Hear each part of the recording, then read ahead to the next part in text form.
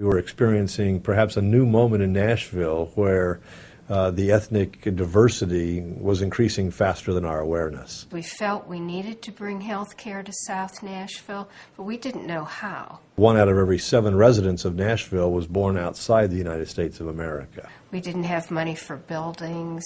We couldn't develop property. We couldn't afford what was happening.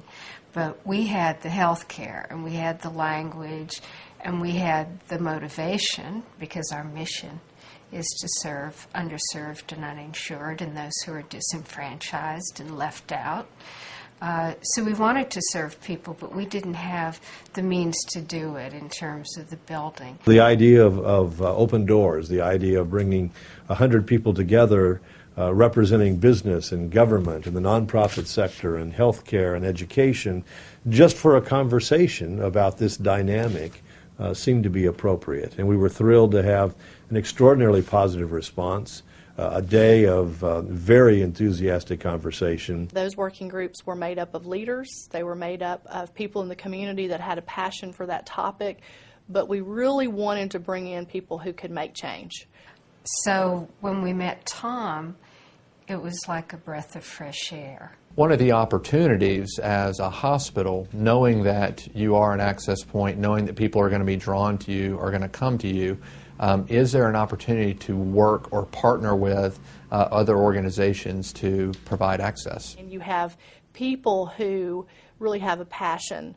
And when you bring different people from different organizations that have the same passion, we were hopeful that good things would happen, and certainly it did in this case.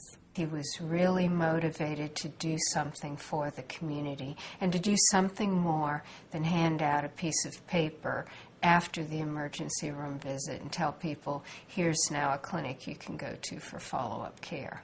It was almost a back-of-the-napkin type of idea that was generated. If I was able to grant access on campus to this organization and do it at a low-cost avenue, would that be attractive to them?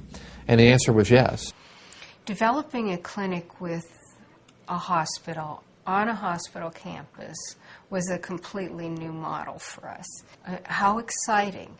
The emergency room is the magnet for people who need care, and we could be the backup to really see folks right away who came to the emergency room who just needed a health care home. We provided a in-kind lease agreement to United Neighborhood Health Services, basically gave them free rent to be in one of our medical office buildings, which gave them the ability to come and set up their primary care clinic here, basically with us helping subsidize the operations through the rental arrangement. What's happened at Southern Hills Medical Center is one of the tremendous stories, rather spontaneous in terms of a relationship that now serves people every single day. What happened almost more than a year ago was that Southern Hills really understood that there was a huge need in the Latino community and, in the multicultural community around them to be able to serve,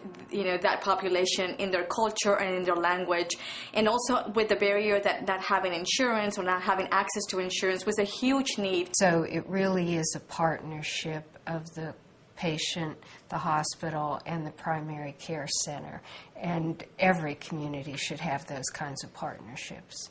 So I think what Southern Hills did was absolutely understand the need, combine that with a passion to serve people, and also, having the infrastructure to do it. So just by the mere fact that we're standing right here inside the Wallace Clinic, it is a huge success. Extremely proud to be part of an organization that believes this in their mission and is courageous enough to step out and try to do something a little different to further the efforts of our own community. We say to our students that Nashville is their campus and the world is their classroom. We say we're building in Nashville in order to make a difference, to impact the world. That doesn't apply just to 17-year-olds. In this case, it applied to the CEO of a hospital who, with his idea, has gone back, and an entire population in one area of our city will be the beneficiary of it.